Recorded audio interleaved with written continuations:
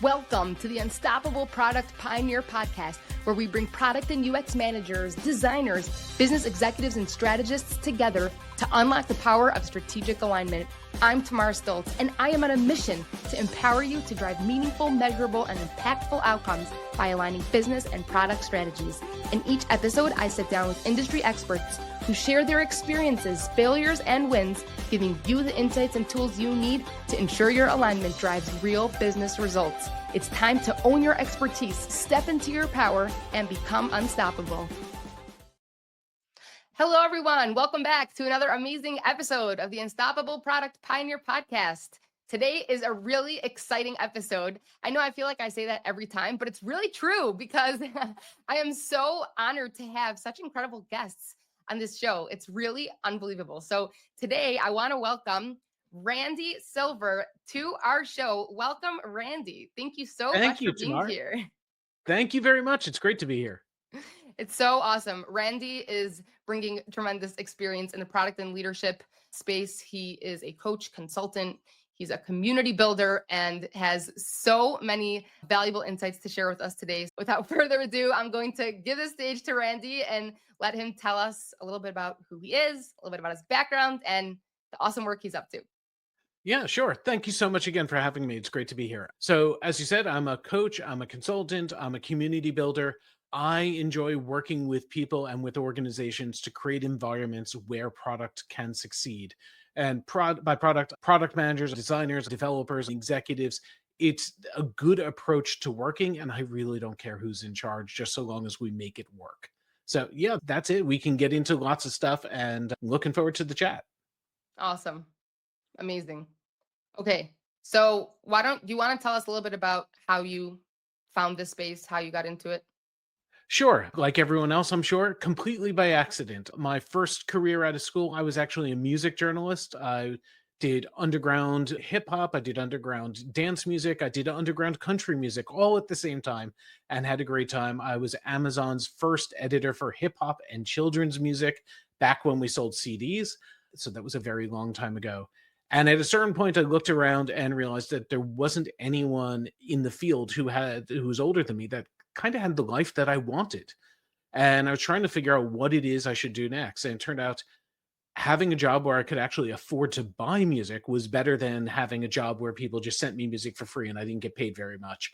It also turned out that working with writers and editors and designers and developers and helping to create something that's greater than the sum of the parts, it's targeted at delighting our customers and exists to provide value to the company, turns out that it's a very transferable skill set. And it's something I ended up doing. I went into interactive producing, which is the same thing as product management, except with no discipline around it whatsoever. And then one day I moved to London and someone offered me a job as a product manager. And I said, "What's that?" And they told me about Lean and they told me about Scrum and Agile. And all of a sudden, for the first time, I was surrounded by people who had best practices and unified ways of doing things. And that was about 15 years ago, and I just never looked back. And for the last 6 years, I've been consulting and coaching people and working with different organizations to create environments where the product teams could succeed and be better. Wow. That's awesome. That's really great. Yeah, it's funny you say you found it by mistake because I feel like it's true. There's just no traditional way of finding yourself a product person. Each person has their own unique story. Yeah, there's people coming out of school now. Obviously, when I was growing up, when I first came out of school, I didn't even know the profession existed. There's people coming out of school now trying to get directly into it. And there are some great associate product manager programs, and I've talked to people about those. And you can do it, but it feels like the generation I'm in, everyone did something else first.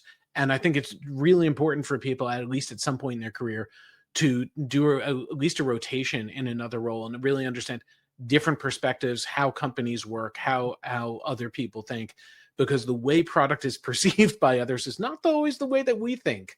And when I say product, I don't mean just product managers, product designers, product developers, and anyone who works in a product development process, period. Mm-hmm. So why don't you share with us, like, from an insider's perspective, how you would explain the role of a product team within an organization? Ooh. So That's a the way broad Yeah, product team is an interesting one. My friend Monica Turska has this wonderful thing. My wife used to describe my role as Randy goes to work and talks to people all day long. And then I would tell her, no, I go to meetings so that other people can get work done, which was true, but it was also very facetious. And it wasn't very honest about why I did the job.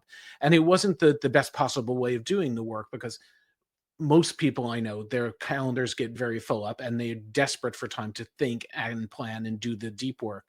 So I don't think I was being as effective as I could have. Monica has this wonderful description of the role of product people is to help people make better decisions faster. And that is far and away my favorite way of doing it. It means sometimes you are assimilating data and planning, sometimes you are analyzing, sometimes you are facilitating discussions with other people. It fundamentally doesn't matter. The role of product teams is to help organizations as a whole make better decisions faster, achieve value at a better pace, and understand why they're doing it and to work together. And that fundamentally means that, I have a definition of a product team, which is a little bit different than most people's. Most people would say, it's a product manager, designer, tech lead, any number of devs, and then you get QA and content and this and that, and 14 other roles potentially a part of it. I think that's a group of people that are going to get together and get code into production and hopefully make it look pretty. And Mhm. that's not creating value at pace. That is just shipping something. And shipping something is important. It is part of what we're doing. But my definition of a product team is a group of people that can ask a question, get an answer, understand the answer, and make decisions and take action based on that. And that implies a whole bunch of other things. To do that, you have to know what the strategy is. You have to know the context. You have to know what the right question is, getting that understanding and having the permission and the capabilities to take the right actions. There's a lot of things in there. So it doesn't matter who is on the team if you can't answer those questions affirmatively. So I don't care about line management. I don't care about daily stand-ups and who's taking Jira tickets. It's every once in a while, your product team is the group of people that will help you satisfy those conditions. And so that's a long way around to answer your question, I think. Yeah, no, that's great. That makes a lot of sense. That makes a lot of sense. So I'm curious to hear, with all the work that you've done, I feel like the description that you gave, at least for me, sounds like an awesome team to join, right? There's a product team like this that exists. I'd love to join that team. That's like ideal. That's great. But I'm sure that there are people listening and watching and thinking, very nice for you, but that's not what's going on by me. And there's a lot there to unpack. Given that we've got a short amount of time, that I want to focus on something that can be valuable for our listeners and watchers, and something that each person can really take something away and implement it, no matter what team they're on, no matter what the team dynamics are, no matter how big or small your company is. I really do believe that each person is a valuable contributor to the team that they're on, and that there's one thing that they can do to provide value and maybe a little bit encourage change. So maybe could we talk a little bit about some of the challenges that you've seen with product teams who don't maybe fit that ideal setup? Sure. So most of the teams that I work with, in fact, just about all the teams I work with, have some variety of the same problem. And it's usually really comes down to perspective or perception. We get, and uh, actually, let's take a step back. I hate the cult of product. Even though I've worked in this for a long time, we talk about product led organizations and things like that. And it implies that somebody with a product title is in charge. And that is almost never the case. Product managers are, in most organizations, middle managers, and we need to face the facts of that. It is okay. It is not a problem. Our job is to help facilitate this decision making and moving at better pace. And leaning into our skills to do that is what's really important. What we're trying to do is build bridges across the organization to do it. And when I listen to people describe their problems to me, I've got a mental model. I've turned it into a canvas, but the model is, are people working on the right thing? Do they have the right priorities? Which means, is there a strategy in the organization that they can use, a useful strategy, a story that they can use to help make better decisions? Then I look at the people in the organization. Do we have enough of them with the right capabilities and the right culture? Are they organized in a useful way? And then I look at the processes. So if we know what to work on and we have the right people to work on it, do we have processes that allow us to add value, or are they just creating more bureaucracy? And for the longest time, I thought it was those three things. And if I did those right from the product perspective, everything would be hunky dory and just work. And the reality is, doing it right by the product management book is useless. If it's useless if sales, if marketing, if your CTO, if your CEO, if any of your business partners or sponsors do not agree that you're working on the right things, or that you have the right people, or that the processes are working for them. So the thing that underlies this all is perception, and getting that agreement across the organization so that everyone agrees we're working on the right stuff with the right people in a way that helps us is incredibly important. It's also incredibly hard. But taking the step back, the thing that I advocate for almost everyone is take that step back, try and look at this, try and build those bridges, and try and build trust. It's not about doing the right thing for customers based on your discovery if other people don't agree on that, on whether that's important or not right now. Build that understanding, work together to build that. And I say that it's easy. It is not easy. It often takes years, a year or two, to build trust with people and to build an environment to do it. And it's not something you can always do by yourself. Sometimes you need to engage your own boss and other senior stakeholders in it. Sometimes the organization just isn't ready for it. So you take the wins where you can. But this is the thing that I really try and push with people. And this is the job that I try and do with the organizations, is create an environment where everyone else has a chance to do that by fixing some of the things at the top. And I'm lucky to be able to do that because I come in as a consultant. And sometimes you have the power to do that in an organization, and sometimes it's really hard and you just can't do it. You can't fix the whole thing. So fix what you can and build on that. Build the trust and just keep nipping away, chipping away at it, and get there as you can. Wow. It's huge, because I'm like thinking, like, building this analogy of building the bridges. Like, I'm a very visual person. So I'm visualizing like this product team, and they're working to build these bridges. So I guess in practicality, what are some ways that we can practically start to build a bridge? Is it reaching out for a meeting? Is it conducting a collaborative workshop? Is it, like, what are some ways that you've found to be successful ways to start this process of building and bridging that divide or that gap? First thing is recognizing the conditions that you're in, the state that you're in. So people who are listening to this or watching us do this, we are people, we are in our own little state of the world. We believe that this is the right way of working. And not everyone agrees with us, or more often they agree that it's the right way of working, but they have their own language and terminology for it. We say that product as a whole is the intersection of tech, business, and strategy. And the reality is, so does marketing, so does sales, so do other people. So just recognize that we all think we're in the center of that. Also recognize that not every company wants to work the same way. And we read a lot of things, and the best books and everything describe processes at these incredible product companies. Most people I know and most companies I work with don't want to work that way. And just recognize that making them a little bit better every day, every week, every quarter, is what they need. They want to solve the problem that they perceive, and you can only solve the problem that the company perceives. The biggest people in our field, when they go into companies, if the CEO doesn't sign up to work the way that they say, they don't work with them. So most of us are not in the scenario where we can just walk away and do that. We're working with the companies that we're in. So that said, what can you do on a day-to-day basis? If you're in one of these top companies, there are plenty of things that you can do, and you probably have a pretty good idea. If you're in every other type of company, it's exactly as you said. Use the skills that you have around discovery around the company that you have. Find out what other people's goals are. What are their bonusable measures? What it's on their scorecards?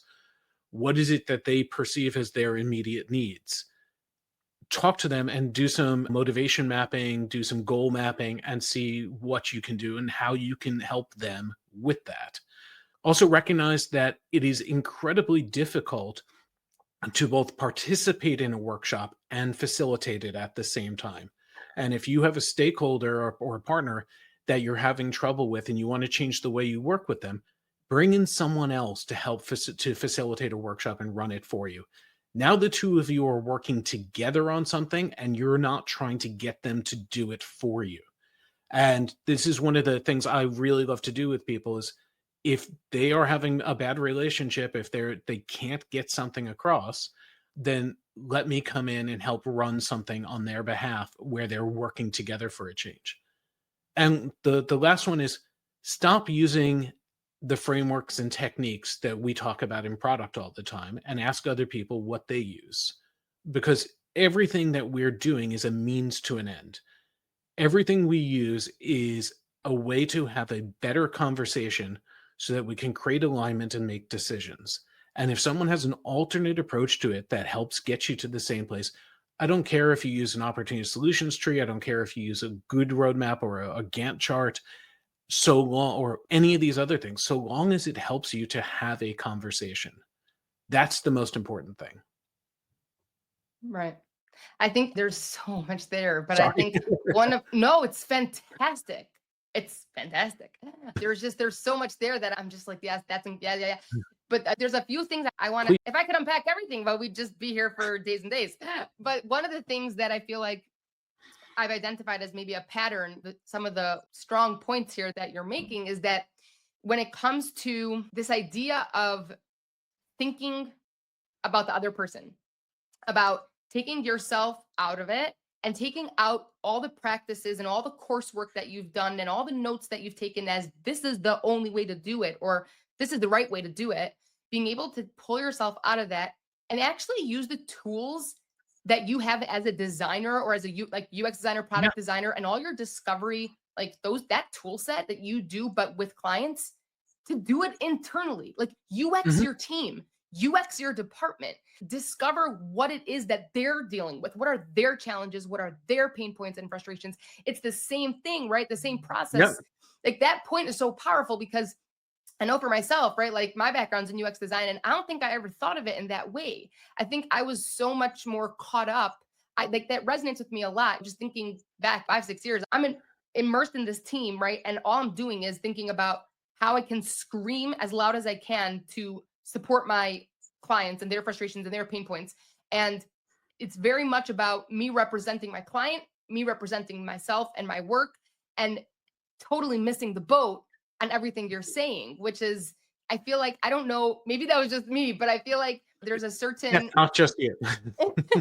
there's a certain like human, I don't know if it's like a little bit of like the opposite way of thinking, but it's coming to, I feel like the way that we're taught, it's we're given all these frameworks. Here are guides. Now take them and run with them.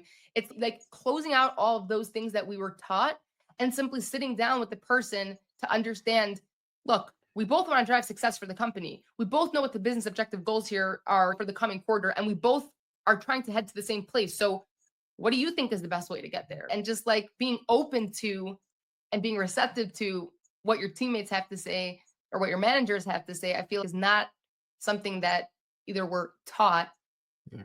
or that comes easy. And there was an assumption in what you just said that we both know what the objectives are for the quarter. And sometimes that's not clear, or you have different objectives based on which teams you're on. They've been communicated and interpreted differently. So you can't even assume that much.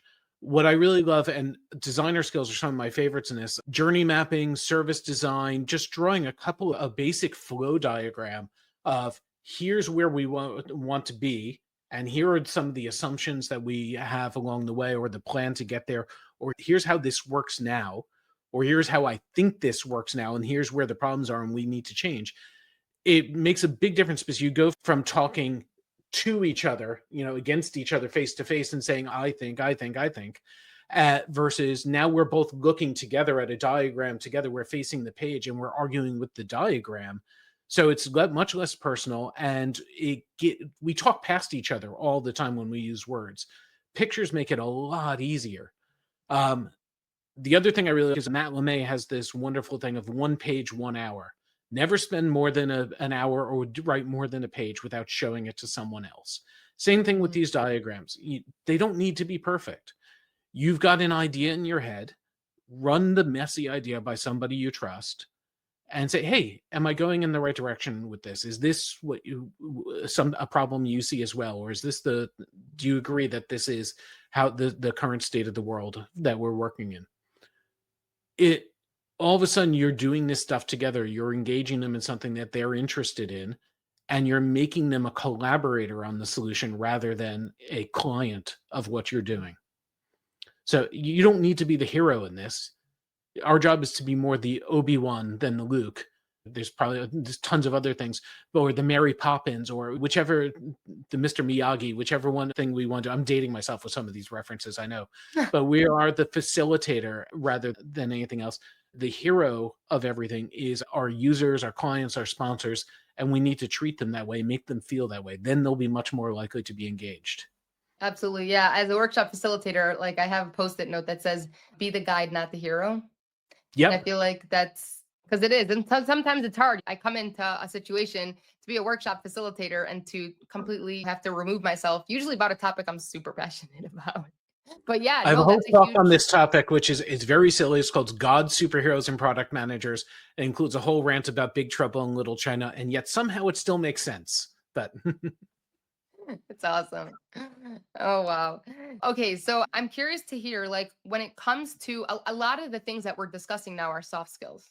I feel like a lot of these things are understanding how people work, understanding communication, understanding collaboration, understanding how to be thoughtful and empathize. And a lot of these are skills that, when it comes to people and dynamics, it's complex. And I feel like there's a lot of, maybe, I don't know if the word's like personal growth, but I feel like there's a lot of opportunity for really tapping into soft skills like communication and patience and collaboration. These things, I they're concepts I feel like that are maybe easier to talk about, but in practice they require a lot of practice.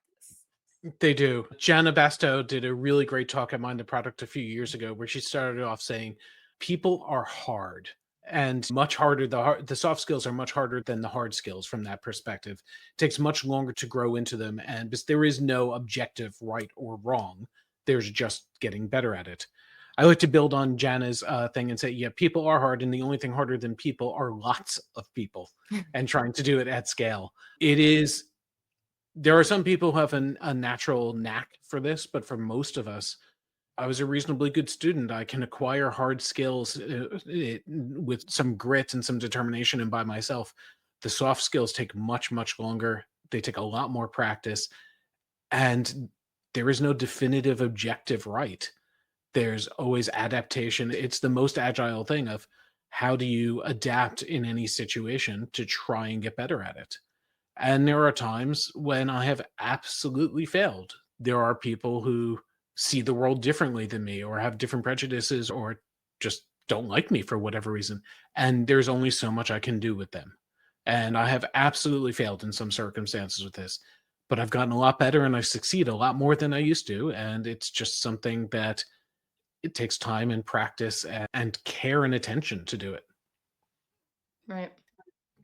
You mentioned Mind the Product. For those who are listening and don't know what Mind the Product is, you want to give us a quick Sure. explanation, crash course? Yeah, sorry. So Mind the Product, it's an organization. It started off with product tanks, which are meetups all over the world. I think there's about 200 of them. They're free. They're wonderful. There's probably one in a city near you. And if you're interested in product or product design, I would encourage you to check those out. Mind the Product itself, I do a podcast with them. I used to be a trainer with them. They host a big conference every year in London. And oh God, they are acquired by Pendo a couple of years ago. And so now they've got ones in a couple that are going to be in the States as well next year. And there's a whole bunch of other things that they're doing. And to be honest, I do the podcast. I don't know every single thing that we're doing all the time. And our podcast comes out every week. And much like this one, we talk to great people and learn things all the time. But Yeah. it's just and if anyone out there is listening and it wants to get involved, if you want to write for Mind the Product, they're always looking for authors. So just drop them a line. And one of my favorite talks or article types that people do is what I wish I had known when I took this job or a year ago or 5 years ago, things like that. You can take that topic and always make it your own, and it's always valuable. Please go ahead and do it. Yeah, that's awesome. Thank you. Thank you. Thank you. Okay, so, there's so much value here. There's so much to think about. And I'm definitely like, my brain is moving at a fast pace. There's a lot. There's a lot of really awesome, good stuff.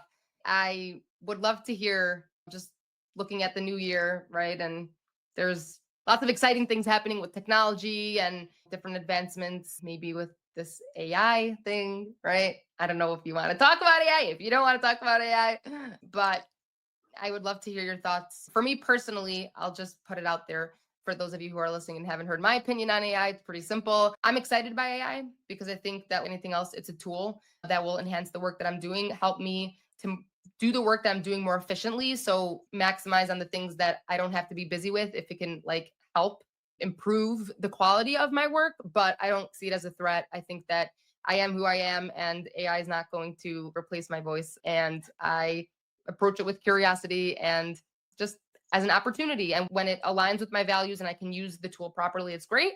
And when I feel like it's a replacement or taking over my voice, whether it's in writing or video, whatever, then it doesn't align and then I don't have to use it. That's my take on AI. But it's definitely a question I hear a lot. As a product person, what are your thoughts on AI? So a few years ago when COVID first hit, I had a bunch of friends calling me saying, "Holy crap, what do I do now? My roadmap has gone to hell and I don't know what to do." And I had the same conversation with them over and over again. So I started writing a blog post and that turned into 10 bullet points, each which turned into their own blog post. And Jeff Gotthelf and Josh Seiden were kind enough to respond to me very quickly. And we put out a book called What Do I Do Now? Which was based on when everything changes on you, how do you react to it? And I realized that it wasn't just relevant for COVID, it's relevant for any disruption. And basically, what I'm telling product people is you are the best equipped person in your organization to deal with this. Because going back to basics around discovery and strategy are the keys to how you deal with AI. And the question is, why would you use it? What is it good for? What has changed about your customers and their circumstance? What has changed about your company and the marketplace, the competition space that you're in? And looking at that to create a good story and a good strategy that will help everyone to make proper decisions about when and where and why to use it is the most critical thing. When we talk about AI as product managers, there's really two different stories that we're working on. There's one is how do I use AI? And then there's how do I develop AI? And they are very different things. And keeping in mind, there are many cases where you can use it. It is an accelerant in many cases. We can argue about the Clayton Christensen definition of accelerant versus disruption. And honestly, I will gladly have that argument with you over a drink. I don't care about the difference. If it's something that changes the way that causes my boss to walk in and say, drop everything, we need to change what we're doing, or the market suddenly changes and sales is in a tizzy, that's whether an accelerant or a disruption. Yeah, it's something we need to respond to. Working on developing AI as a product person is a totally separate thing. Is there are all kinds of things about that, and I'm not going to pretend to be an expert in that. I haven't worked in that space. But in terms of adopting it, one of my favorites was a CPO that I talked to. Their CEO gave him and the CTO a challenge. How can we save 10,000 person hours a month by use of AI in the organization? And it was fantastic. It was told a specific story. How do we get better? How do we get more efficient? And the 10,000 hours was just a number that came out thin air. It didn't really matter. It was, let's set an arbitrary objective and see how we do. So it was more of an OKR, but no one cared how audacious it was.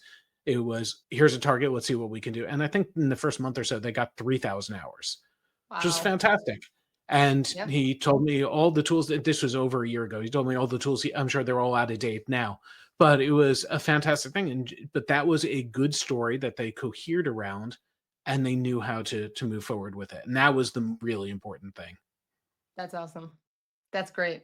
That's so great. Wow. Okay. We've discussed so many amazing things. And Randy, again, I want to thank you so much for your time. If there's one message that you wanted to wrap up with, we could take so much from this episode, practically walking away with one actionable next step.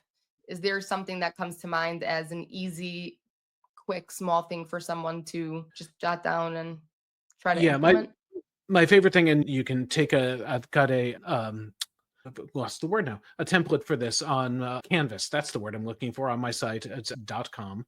And it's around, as I said earlier, around priorities, people, processes, and perception.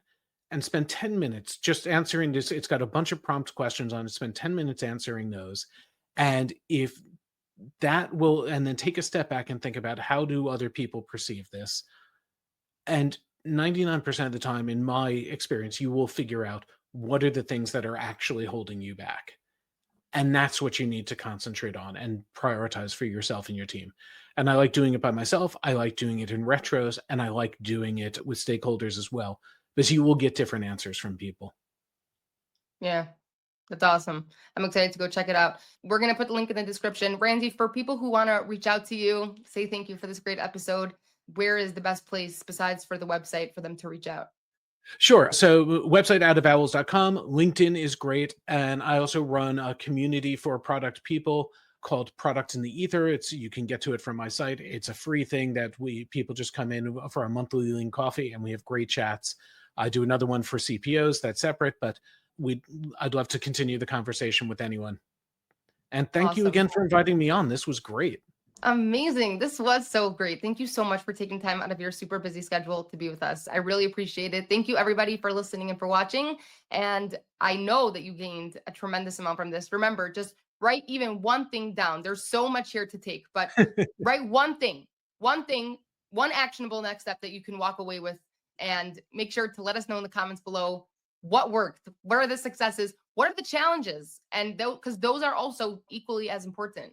And I'm excited to hear. Randy, thank you so much again. And we'll be in touch soon. We'll see you soon. Thanks, everyone. Great. Thanks. Thanks for tuning in. I hope today's episode gave you a fresh perspective and some actionable steps towards aligning your product strategy with your business goals. Remember, you have the power to drive real change in your team and organization. If you enjoyed this episode, please subscribe and leave a review. It helps others find the show and supports us in bringing you valuable content. And don't forget, alignment isn't just a buzzword, it's a journey that we're all on together. So until next time, keep pushing for impact and making a difference.